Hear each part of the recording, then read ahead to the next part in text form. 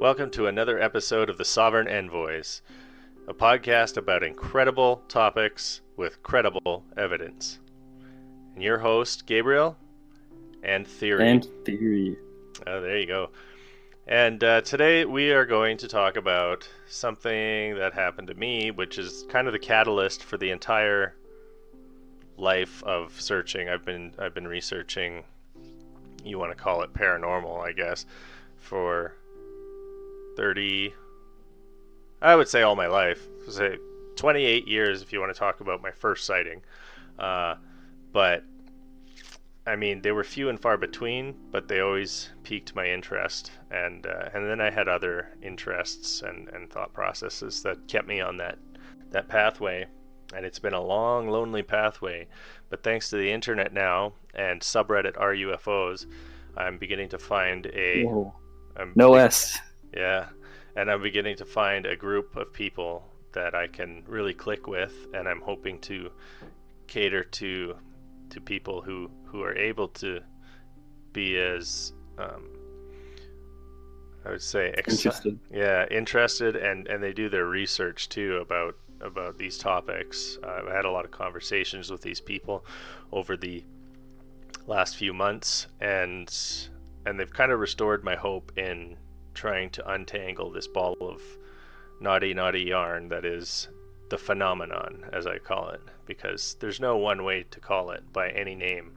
So that encompasses so many things, and we'll go over them in the next episodes as time goes on. But to call it UFOs does it an absolute disservice, because there's so much more to what's going on out there, and we're not going to pigeonhole this. We're not going to do that. We're going to call it the phenomenon because we have no other words for it. Words fail us, in fact, and that's the whole reason why we're trying to search for what it is that's going on here. So continue to listen in the days, weeks, months, years, and hopefully we can explore the phenomenon together.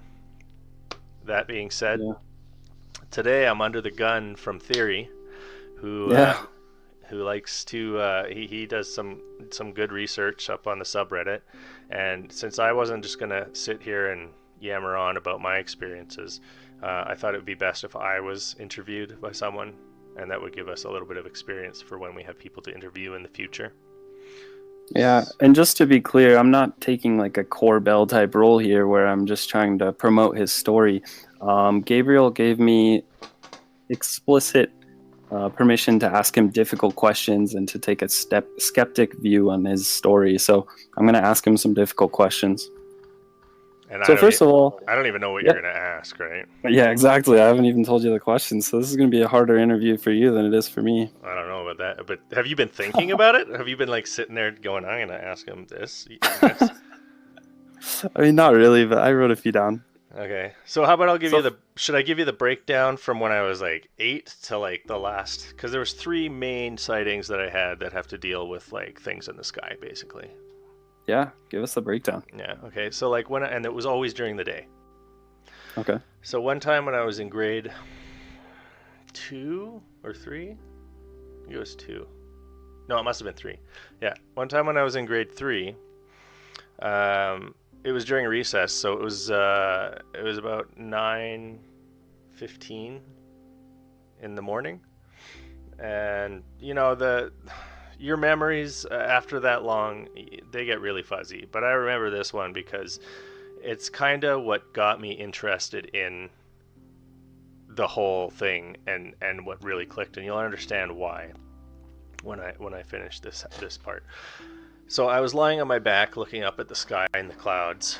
I was always kind of a loner as a kid, but just looking up at the clouds, and I saw 3 balls of light, I guess, and they were in the form of a triangle, and they were glowing this really weird orangey, yellowy, reddish color, and kind of like fading in and out between those colors, like an LED that changes color would, but it was really weird at the time because I'd never seen anything like that. And so being 33 now, and that was when I was in grade 3. It was really weird, and so the school bell rang, and they were still there. And I have to admit that I over the years have decided I could have made this up. I could have made this up in my child mind, and I really didn't know if I could believe that memory anymore or not. But I felt like it was real. Anyways, that'll play into the next sighting later, when I really decided that I believed that I must have made it up. But anyways, so I was going in, and they were ushering us in, and I was like after school, they're getting you back after the bell rang, to go into line and to go back into the school. And I kind of, before I got all the way in the door, I was looking at the teacher, kind of like, look at that, like, what, I want to ask her, like, what is that thing in the sky? She's like, she wouldn't even look. And I was like, no, like, there's something in the sky. She's just like, get in. And there's something about that bothered me so much that I'm like, why won't she even look? Like, I don't know. But now thinking about it as an adult, I'm like, well, it's just a kid going, look, and you're like, whatever. But it really bothered me as a kid. So that's something that stuck with me. And I was really interested in the whole phenomenon since then. Why was she saying get in? Was it because of the object, or No! just recess was over? Okay. Recess was over. No, they didn't even want to look at it. They didn't see it. Nobody else saw it but me. Okay.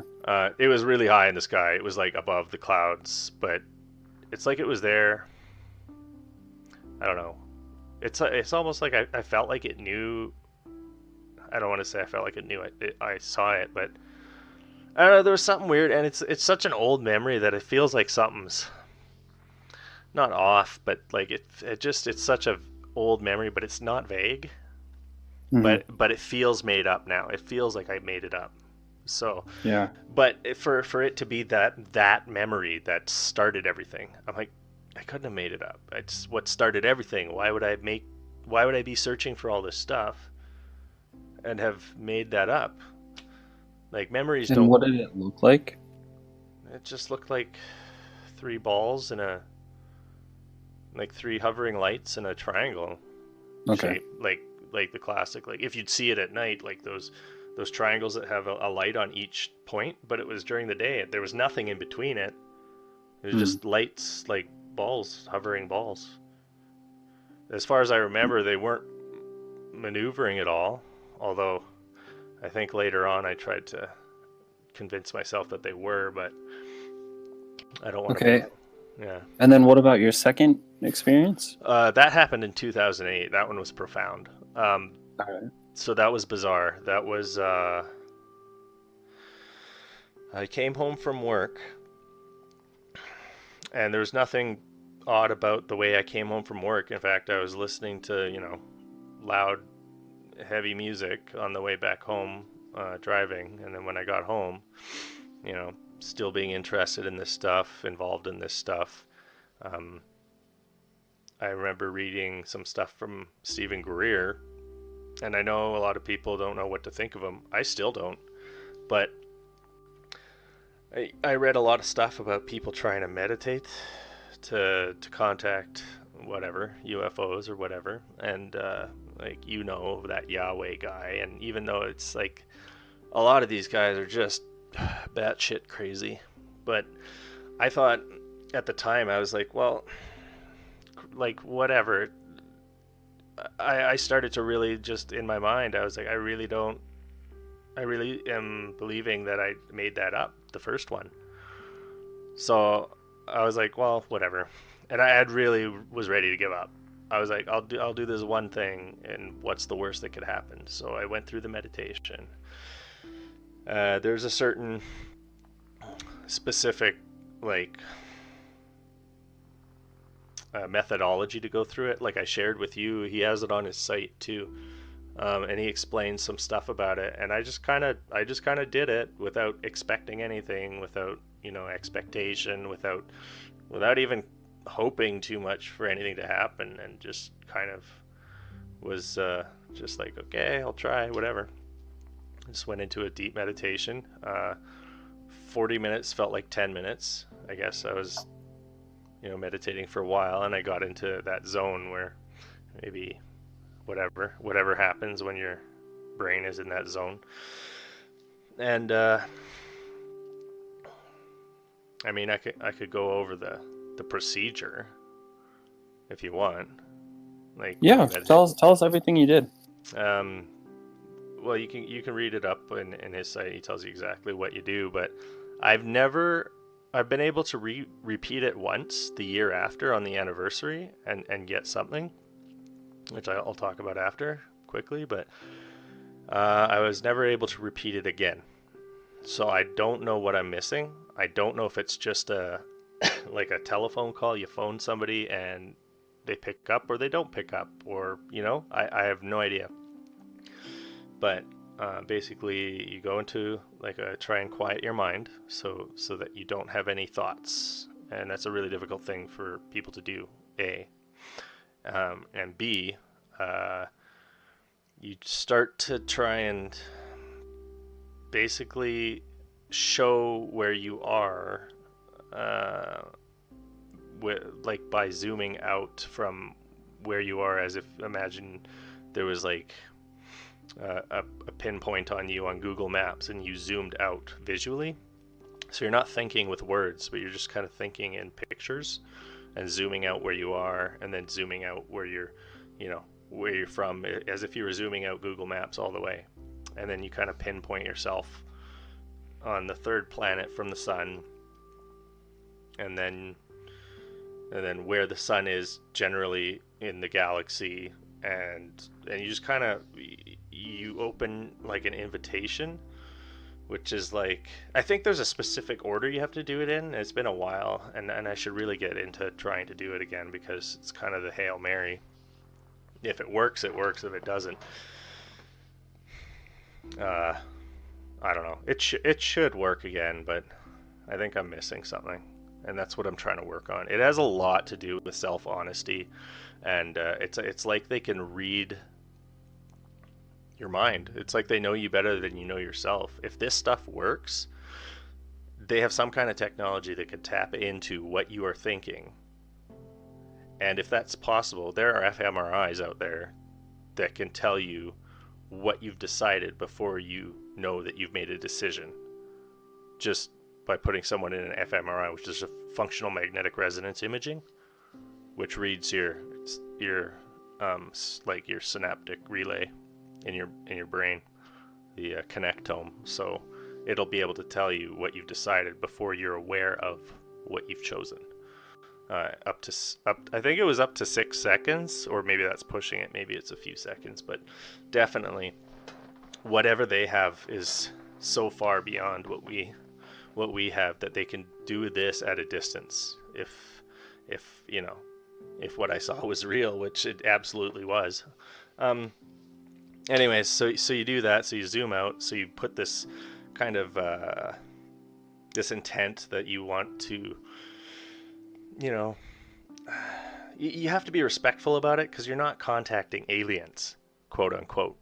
You're connecting with beings, with people that are, for all concerns, are just the same as you and me. We have loves, we have hates, we have likes and dislikes, and they could be 1,000 years old.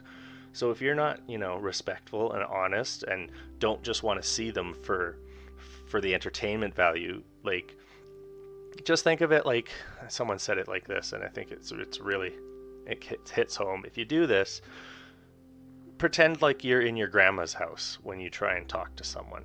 Like, if you're talking to your grandma in a respectful way, or an elder or somebody like that, that's kind of how the conversation's got to go, and it's got to be from the heart. Anyways, I've probably gone on long enough. So you do this intention that you would like, if they're available, if they want to, they can come see, and then you like come visit or whatever, and just say hi and do whatever that means to them, right? Because it's totally on their terms. So once you have that intention, then you zoom out and kind of do that Google Earth thing where you zoom out and then show where you are and yada yada. And then you just focus on doing that. and try to make it like a very organized process while you do those thoughts. And I know that's hard to do. I can't even talk about it in an organized way. I'm bouncing all over the place. But I think that as part of the way you do it too, because Greer says you got to use this thought protocol that's like a very specific.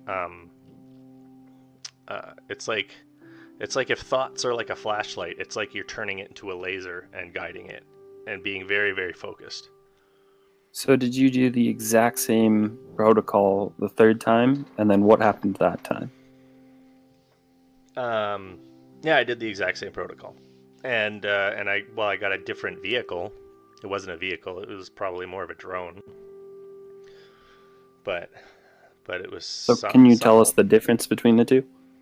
One was like a ship. It was a flying. It looked like a lampshade. A corrugated lampshade with a golden cone on top. Yep. And then the third one? It looked like a...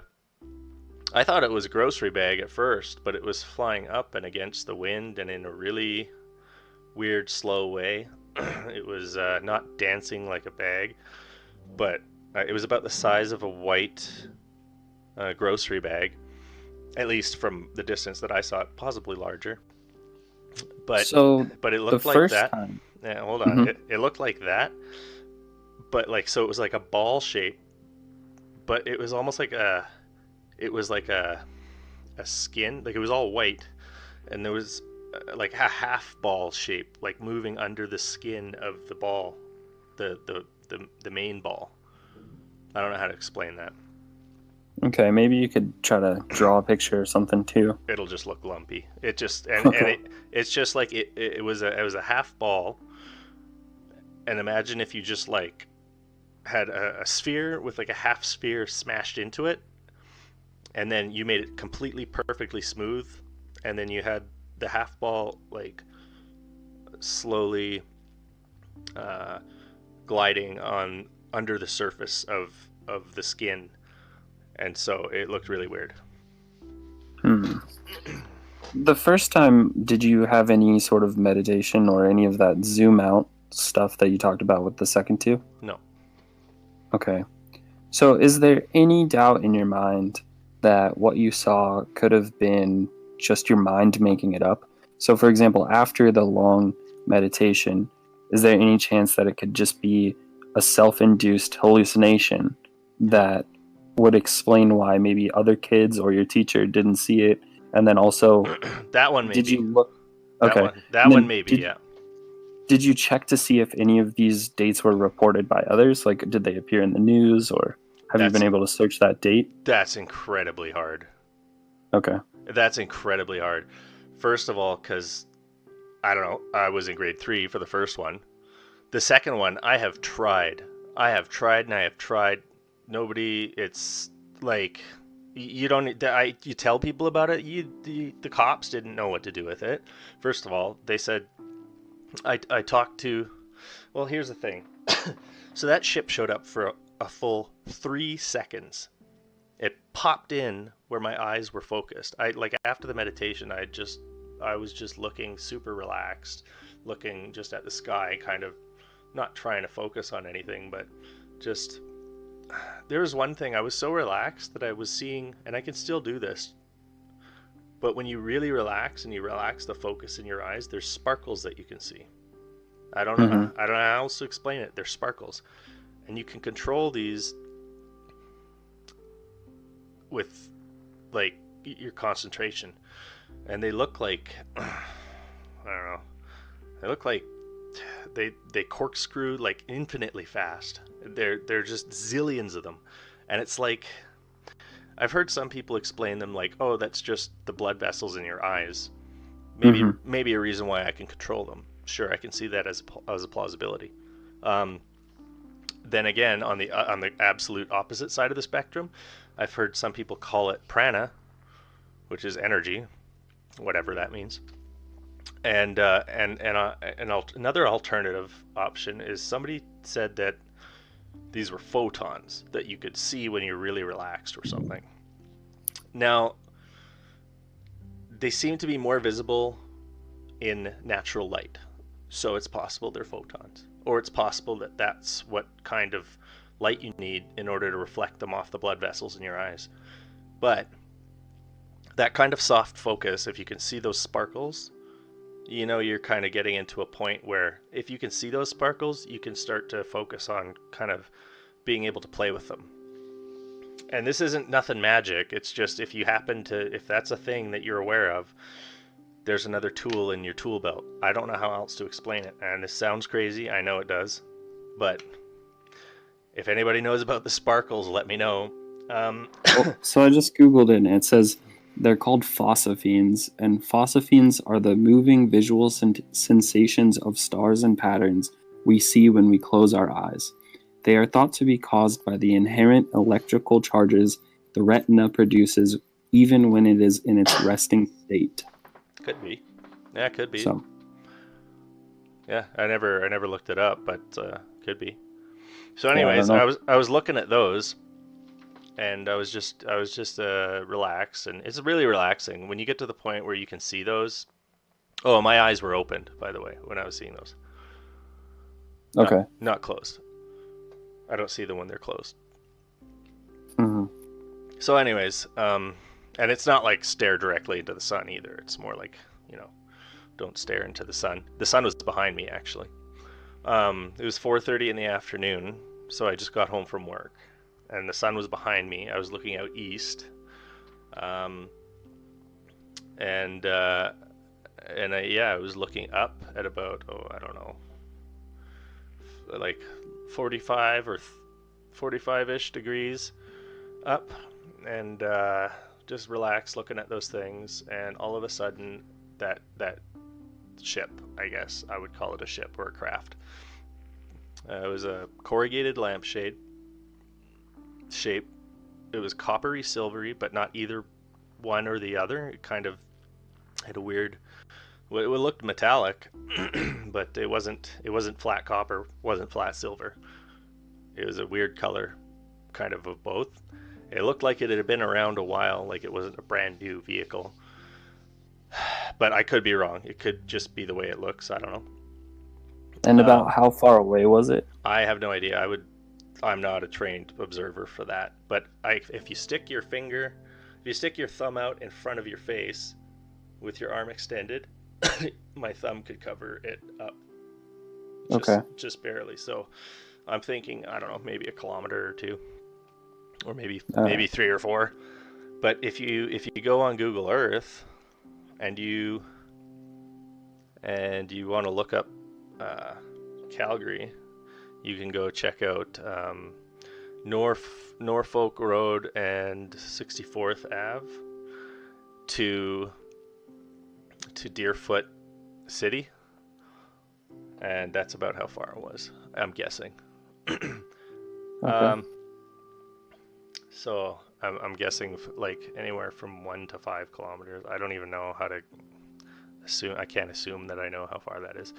But anyways, so I'm assuming this thing was big enough. So what was your mood like when it showed up? What was the general atmosphere like? Oh, just super relaxed. Okay. Just super relaxed. No calm. No. Okay. Quite the opposite. No. And what about the other 2 cases?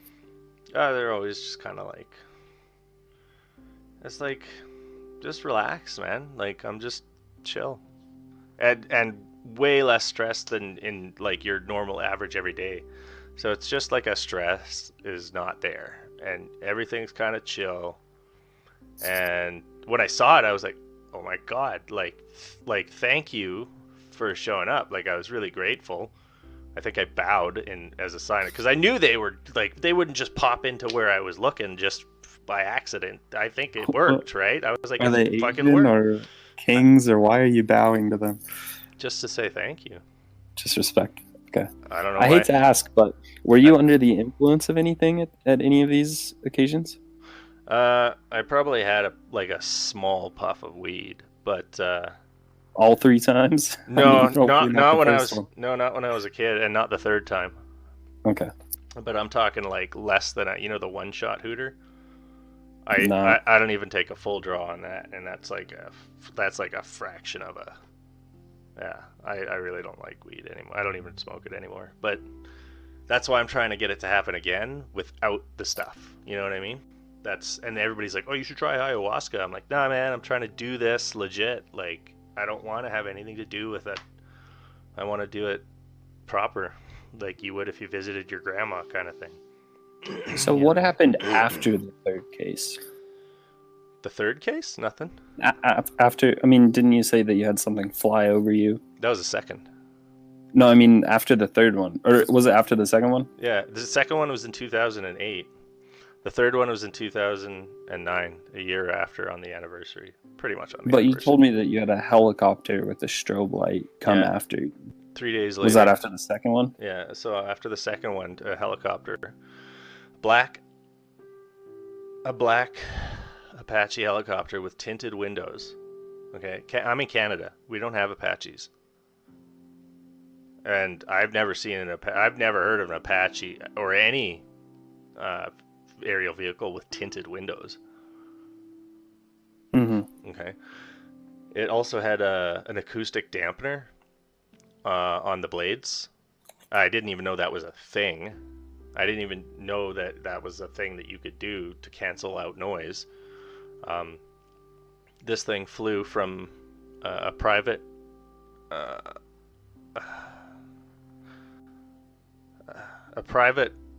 pad in the airport, illegally low over the city, like where it was like to the point where it was probably blowing the grass and the trees on the houses up until it got to my house with the air that came off its rotors or blades or whatever. I don't know the proper term for each pair of spinning blades, but it came straight to my house. Like, it made a beeline for my house. It had a flashing strobe light on the front. It had this big ball on the top above the blades. I don't know what that is. I heard some people say radar. It made absolutely no sound until it was practically on top of me, and it came up. Like I said again, I can't judge distance, but I could see the air from it moving the trees in my backyard before it turned around. And was this in the daytime? This was at 9:30 or 10 at night. Because I had just taken, and this is another weird coincidence, was that when I was driving I think it was a Thursday or something, but I was doing martial arts. I taught martial arts for a few years, and when I drove by that, this is why I was stopping and thinking when I was trying to tell you about the tinted windows, because I was wondering if I should even say it, but when I was driving to the leisure center across the city, I passed that landing where it landed. So I saw it before I went to go teach, landing behind a building. And then when I went back home, I was just standing out in my backyard, and that same helicopter. This is a weird thing to see in Calgary. I've never seen one before or since. Never even What did heard the of ball one. on top look like? Was it spherical or like a donut shape? Well, it would be like a donut, but without a hole. Okay, because I'm looking at it, and it looks like the British Army has black Apache helicopters with a donut on top. Could be, yeah. It's got a huge ball. What's that? I don't know what the strobe light would be, though. Yeah, me neither. I don't know. Some people would say that, oh, it's like for like, signal to other people in the air that it's in the air, but it was blinking like extremely fast, right? Yeah, it was blinking like it was at a rave, and I'm like, that's too, like, what is that? Like, I don't think that's a part of the aviation protocol. No, I don't think so. Especially if they're flying that low. I mean, I've seen cops with their I assume it's the police, but I've heard their helicopters, but they've had all the lights off. I'm assuming they're using like night vision to track people, and I've heard of that, but I've never heard of this. Like, I get cops flying around with no lights on at night so you can't see them. I know they do that, but I've never seen anything like this. Acoustic dampeners? Like, how much does that cost? Yeah. If you can go invisible, why do you need acoustic dampeners? I don't know why it was really weird, man. Didn't scare me though. I mean, I just sat there and I stared at it the whole time, and I was like, I even waved, I think, because I knew they were coming looking at me. I'm like, well, they must have figured it out somehow. Took them 3 days. I really don't understand. It's a mystery to me. But 6 months later, I started to get the inkling. I was like, well, I remember I used to work beside the like I used to work at a like a window, like they make windows at Lux Windows, and it's right across from where I thought this craft has materialized above a certain in like a certain building, and it was underneath where I thought this thing had popped in. I guess I should explain what happened. It popped into view, right? Mm-hmm. And then it flew. Well, it flew. It made an acrobatic maneuver where it made 4 circles in the air. Perfect. And circles. This is not the helicopter. This is the object. This is the object. Yeah. Yeah. And so it popped in, stayed perfectly level, flew in 4 circles, like two infinity symbols, or like 2 figure eights, one horizontal and one vertical. And made perfect circles with every, like, perfect circle left, perfect circle right, perfect circle down, perfect circle up. I think. Wait. Yep. And I can't even do that when I draw it, but it did it in one fluid motion. I'm like, that doesn't work out. Like my brain can't comprehend. If you draw something with perfect circles, you have to go straight in the middle. You can't do a full circle. It doesn't make sense to me, but it would have to have that pinpoint accuracy with its navigational system, that it's like a CNC drew it in the sky in 3D.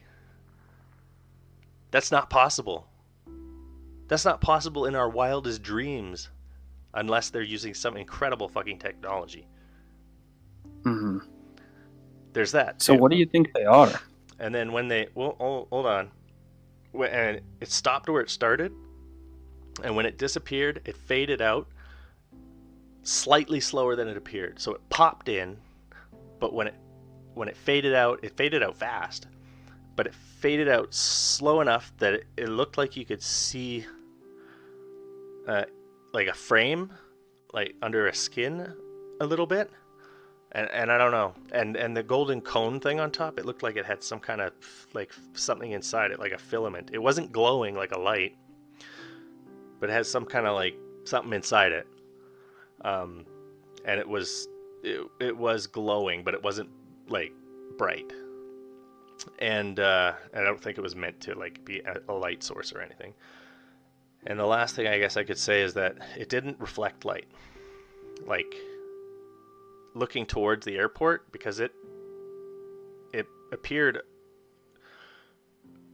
by the airport. The airport is just up the hill for it, right? Mm-hmm. The same direction that helicopter came, it was just off to the left a bit, which could be a few miles, but just, like, depending on where I'm sitting, it's still the airport. So what's your general feeling about what it is or what you saw? What do you think they are? I don't know. Because I know you're very specific about the language you want to use, so why do you have that feeling? Of which? Well, Phenomenon? I mean, you like to say that we shouldn't call them aliens. Oh, absolutely not. So can you go into why you think that? I think they're human. Okay. I think they're a kind of human. But that's just me. Like, I have no idea. I feel like that they are, if not more human than we are. Like, we see all these different breeds of dogs, right? They all came from a wolf. I think they're us, but a different like a cousin or something. You know what I mean? Mm-hmm. That's my sense. That's how I feel. But they're way, like, they've been around a little longer. We're like the babies. We're the new kids on the block if we make it, right? Mm-hmm. That's how I feel. That's that's the sense that I get. And that's why they don't just show up. There's a thing about being patient here that we have to learn, because we are wasteful. We are impatient. We are a now society, and this is not how things work. We are so lucky to have the planet we have. And I think, I don't know. I think there's a lot more going on out there than we could ever possibly know. And I think that we're not ready. Just okay, and quite then frankly, I don't think we're ready. you think that they can read our minds. Is that a biological capability, or is it technological, like a long distance MRI, or what do you think that is? It's probably both. It's probably augmented by technology. So total, how many times have you tried to make this happen as far as the protocols and the meditation? Out of 3 successes, have you tried 5 times, 6 times? Oh, probably 12 or 13. Okay. So not a whole lot, but it's extremely daunting. And when did those attempts occur? Were all of your failures after the 3rd time, or was there a few failures between each time? I think there was 1 or 2 maybe failures in between, but most of the failures occurred after the 3rd. I can't be sure why, but there's a lot of personal growth that I had to go through, and that's another reason why I'm feeling like I'm ready to do something more, is because I've grown a lot as a person, and I won't go into that. But honestly, I think a lot of this has to do with facing ourselves, and I believe a lot of this phenomenon has to do with actually us more than them. Do you think there's any chance of having a success while recording it on video? I think it really depends on where we are at as a group or as a person, and it really depends. I believe that like it doesn't hurt to ask, but I can't be the one to decide. It's definitely has more to do with us than it does to do with them.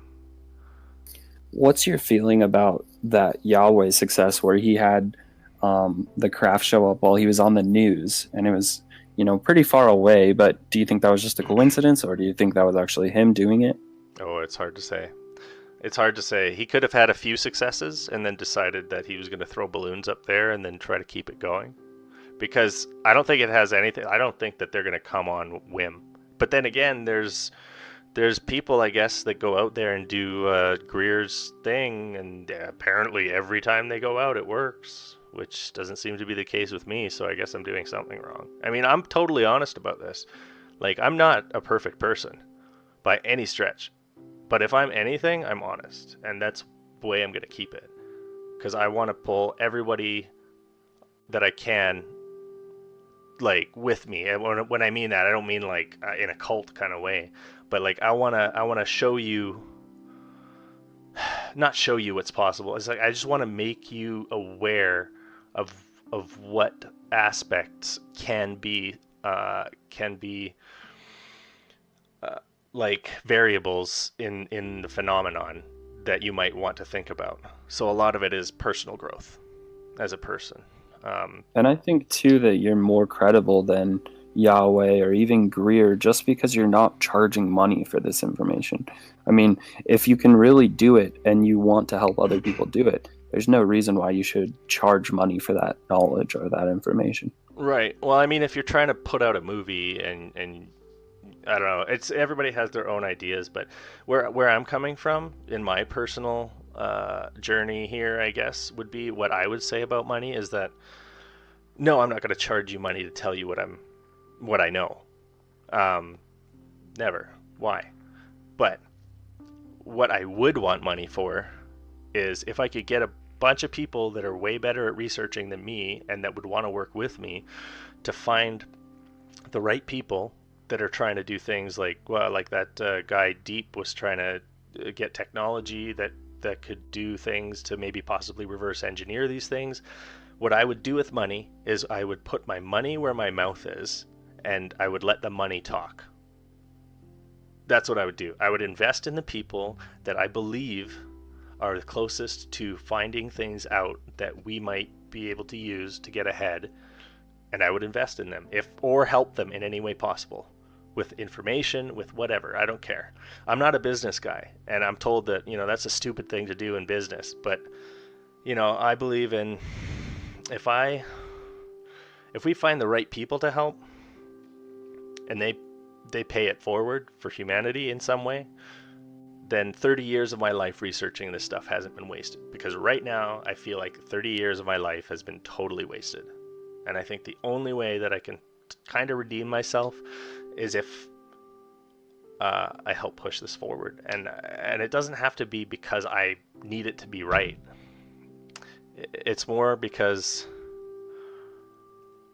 I believe I might have something that can help other people, but I'm not sure. Have you ever tried either teaching a friend how to do it or tried kind of the CE5 protocol with friends in a circle? And have you ever tried to do it as a group? Yeah, it didn't work out. I think it has a lot to do with how you click with the people that you're with. Mm-hmm. That's another thing too. Like when I say it's more about us than it is about them. This is something that there's a CE5 group that's in Calgary, and I'm not a. How I was saying, like there's like these groups that go around and they like to hug each other and say love is this and that, and it's kind of really not my style. You know what I mean? I don't know if you know what I mean. But anyways, this particular group was, I went in and I got a big hug from somebody's grandma, and I'm not a hugger. And then I got a hug from this lady I never met before, and then her 8-year-old kid came up and hugged me. And then a couple weeks later, we went out and meditated, and I was freezing, and they never saw anything. And she never called me out for the next one. And I figured it had warmed up, and then I was kind of offended that they didn't call me out.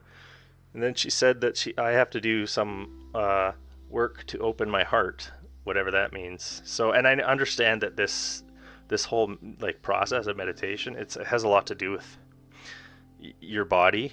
Like it can't be just a brain thing like I want. That's why I say you can't think with thoughts. It has to be like a intention coming from like you have neurons like in your heart and your gut, and you have like a magnetic field that your body produces and shit like that. That's stuff that this technology picks up on. It has a residue, and it can be picked up. It can be picked up by our equipment now. Yet these guys probably can do it to the umpteenth level. I don't think I was clicking with their crew. I'm not a big hugger. I found this to be very uncomfortable for me, and I think I just didn't click with them. So I think, unfortunately, as nice as they are as people and as good as their intentions are, I find I have to find my own way, and that's why I found our UFO to be more of a nuts and bolts kind of let's find out what's going on together and talk about it and see if we can have good discussions and things like this. And I find that infinitely more comforting than hugging and praying in a circle to the sky. So Yeah, I'm sorry, that's just the way I am. I mean, I'm not like a totally hardcore nuts and bolts skeptic or anything, and I'm just not ready to like chant at the sky and like that's more of like I don't know, it's not for me. So do you think that anyone can have success with this regardless of whether or not they believe in it or whether or not they believe in themselves as having the ability to do this? Yeah, I think that they could. I think that they have to be honest with themselves though, because if you're lying to yourself, And if, well, you also got to understand these people up there are people, and they could be busy, they could be working, they could be, you know, not the right time. You might catch them at dinner. They might have things to do, right?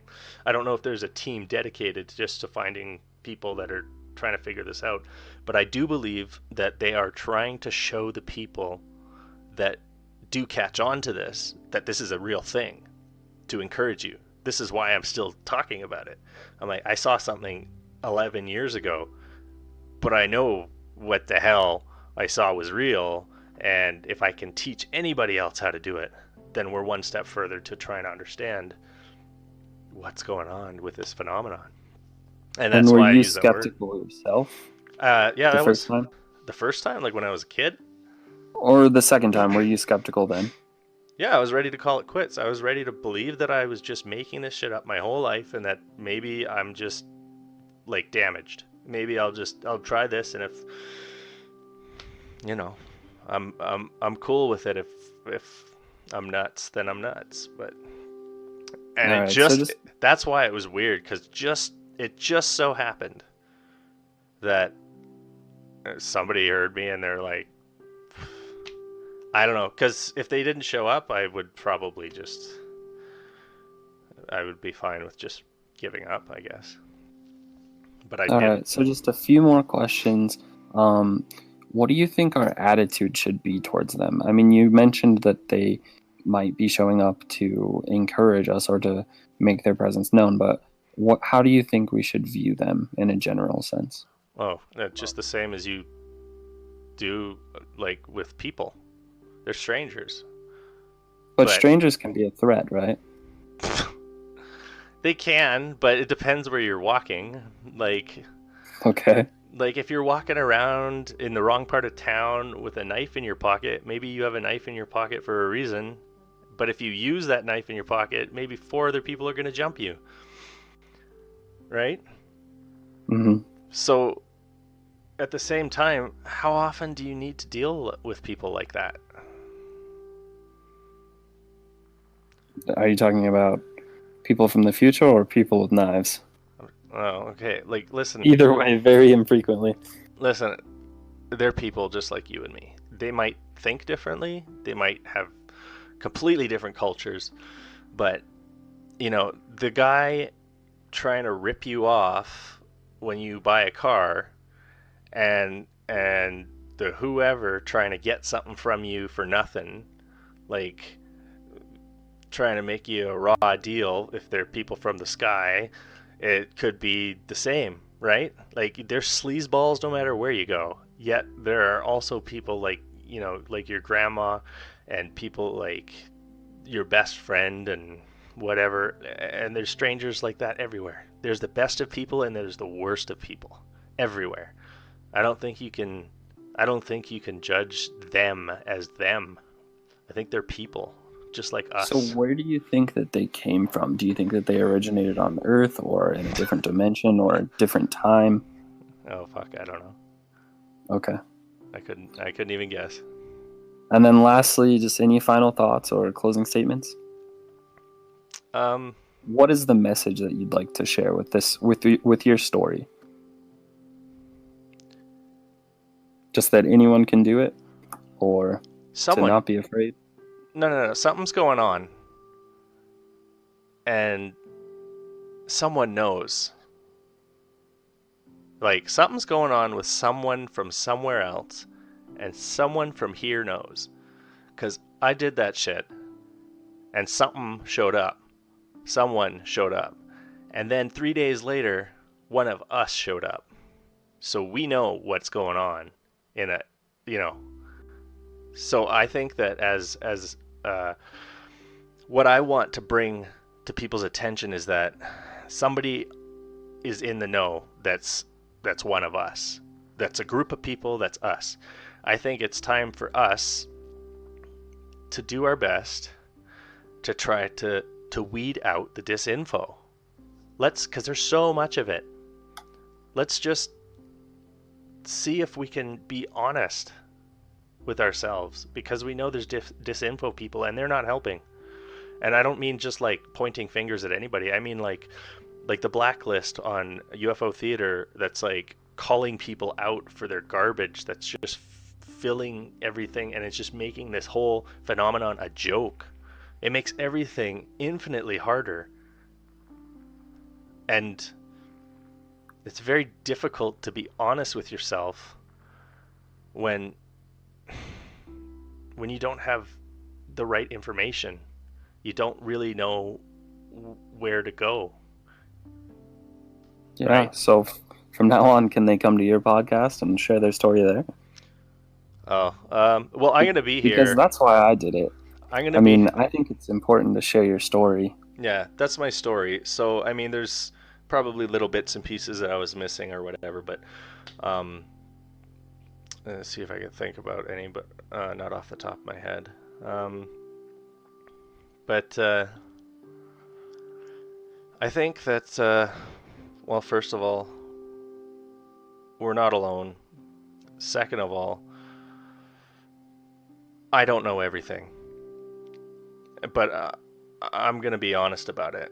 So I'm going to continue this podcast, and I'm going to try to bring the best information to you, and I'm going to utilize the people that I can that also want to find the best information, and I'm going to hopefully create a group of people, the sovereign envoys, that are going to be the envoys to talk to the world and possibly the people out there on behalf of our people.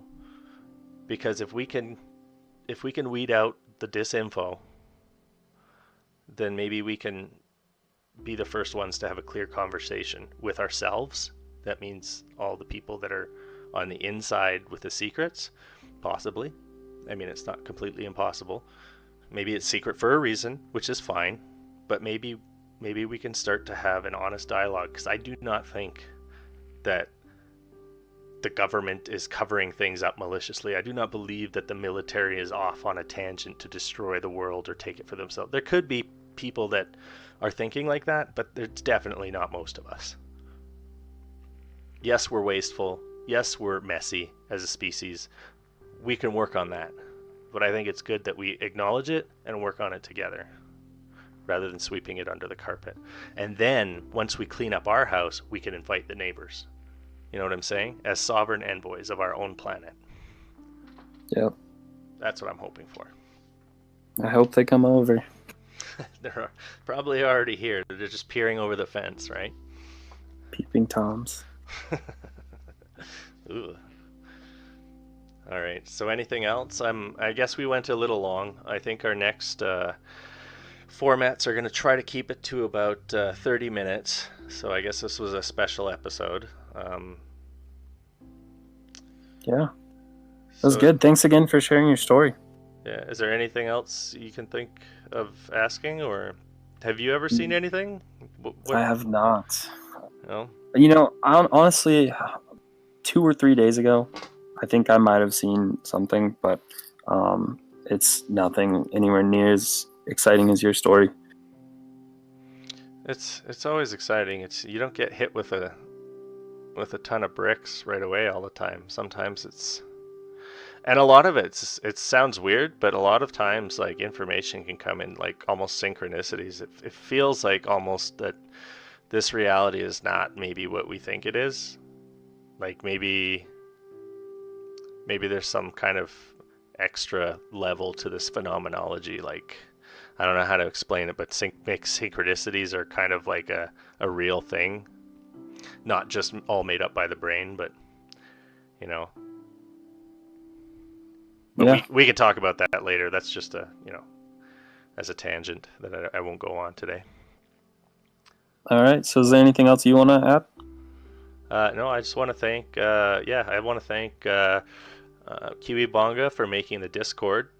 It's been great, and for admitting the RUFO subreddit again, because he's done an amazing job, and there's amazing people showing up, and I can't wait to see what unfolds in the years, months, and decades, I guess. I hope. I hope it's awesome. It's been Yeah. awesome so far.